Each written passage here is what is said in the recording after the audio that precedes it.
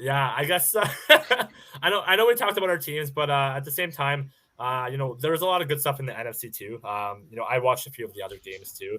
I know I touched on it before with Tom Brady.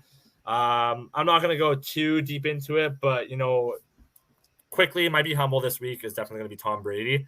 In that last minute, he really showed that he still can come in during clutch moments, and it's nice to see that there's still that Tom Brady moments that are still happening, regardless of how everybody kind of feels. And he definitely is on probably one of the more not favorable years that he's played, but it's good to see that he still can ball out. So that's why I be humble for this week. But Mr. Faubert, what about yours? Who's your be humble this week? Well, I wish the Panthers were here. Yeah, I Mr. Sean Spencer, where are you? I wish the Suffering the Panthers loss were of that here. crazy Bengals loss. My God. I just wanted to be humble to the Panthers because they needed to get a little bit of love this week and stuff like that because they really did not do that great. Nope, not at Um, all. but they did. They got 21 points out of literally nowhere. So Yeah. I wanted to be humble and state this. The Carolina Panthers may be the most intriguing and we'll just go with intriguing. They might be the most intriguing landing spot for any new head coach this offseason. Absolutely. They not only let's just admit when they have the full white and the black and the blue jerseys going on, not when they just try to go like one color, but like when they actually have they're all three colors, gorgeous. they are absolutely gorgeous. Literally gorgeous. Like take that team, move it to Toronto so I can appreciate that a little bit more. That's close enough colors too. Just a little bit of an off blue. Thank you. Now, that being said, they've got obviously DJ Moore. They've got a franchise left tackle. Yeah, they don't have like Christian McCaffrey anymore, which is fine because you do have Chuba. And whether Chuba is a full down back, you can still go into the draft knowing that you have at least a decent backfield ready for you there. You have cap space. You have a very, very, very good defense that plays top tier when they have something to play for.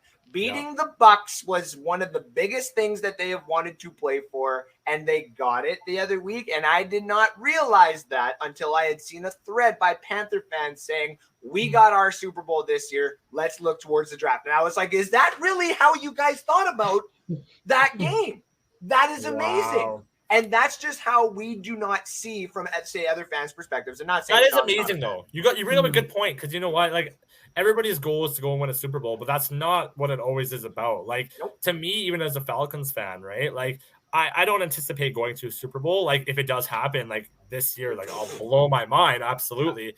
But like for me, like the bigger thing that I'd want to see is just giving Tom Brady his first loss to the Falcons. Like to me, that would be like my Super Bowl in a sense. That's actually a very valid point that it's not always about the end goal, but it's those I guess accomplishments in like a team other than a Super Bowl that sometimes matter the most. Overcoming certain obstacles and challenges for sure. Yeah. Whether it's the smallest of ones too, whether it's just beating the one specific team or winning the whole thing at the end of the year. If you just do it, you're going to get that momentum and your guys will play for you. Yeah, absolutely. No, that was great, Andrea. I like that. What about you, Nicole? Might be humble? Yep. I was going to go, I forgot, well, I almost did forget, but I didn't. I was going to say Lamar Jackson.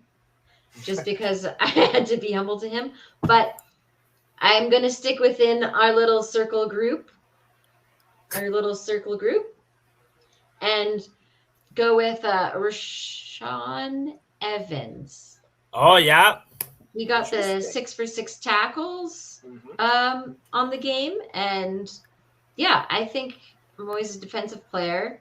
I think he's really, really great. And he's on your team. Yeah. But yeah, I don't know. I didn't really. I was thinking more so about the Lamar Jackson, because I was really quite surprised by him as a quarterback. Have you not seen him play before this game? Like all No. honesty, yeah, No. you know, she must have been blown away. That Did- she's I like, got- "This guy can okay, I have run." something to It's nice be say. seen for sure. Apparently, he was selected by the Ravens as Yep. the final first-round pick of Yep. 2008 NFL Draft, and he became the Ravens' starting quarterback in his rookie season after an injury to incumbent Joe Flacco, and Yeah. clinched a division title with the team, also becoming the youngest NFL quarterback to start a playoff game at the age of 21.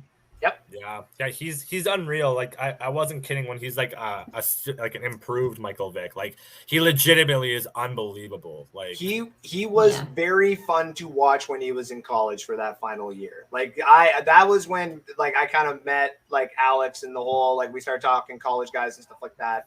And Lamar, like I was like Lamar Jackson deserves to be a first round pick. And then we're watching the draft go and it was like the 32nd pick. Once I saw the Ravens trade up, I was like, there's no way that they're gonna. And when they said Lamar Jackson, I was like, Jim Harbaugh about to do some stuff. Here we go. This is awesome. Like, yeah, he's fun. Like he's who's way the too quick. next? Is there like a Russian quarterback in this next draft? Like I know there's a lot of good passing quarterbacks, but So if anything, so Bryce Young is a scrambler, but he's got decent speed, respectively. I'll give him that. CJ Stroud is going to be a slower version of that. Will Levis is basically, in my opinion, the highest ceiling he's going to be is Josh Allen. The next one after that, so you have the Malik Hooker, who can actually throw, but he's more like a skinnier version of Cam Newton back in the day. So if you can imagine that. The rusher that you're looking for, the guy that is, I want to put a guy who's got legs kind of thing, like Lamar Jackson. And I don't think he's as fast as everybody thinks he is because everybody's on his train. And I'm a little bit more laid back, but it's the Florida Gators, Anthony Richardson. He will probably be the next Lamar Jackson. But I'm like, hold up. Like you want a guy who can pass, right? Like Anthony Richardson, in my opinion, needs improvement because he takes like 50 years to throw a ball. yeah, fair. You know, that's but that's your guy. Yeah, I guess we'll have to see. You know, that's the one thing I think I look forward to most in the draft is just to see those players that break out and, you know, they shock people. I love that. Thanks for watching. If you like that clip, be sure to check out the other great content from the Let's Talk Football community. And as always, please like, subscribe, and hit that notification bell so you'll be notified when more great content like this becomes available.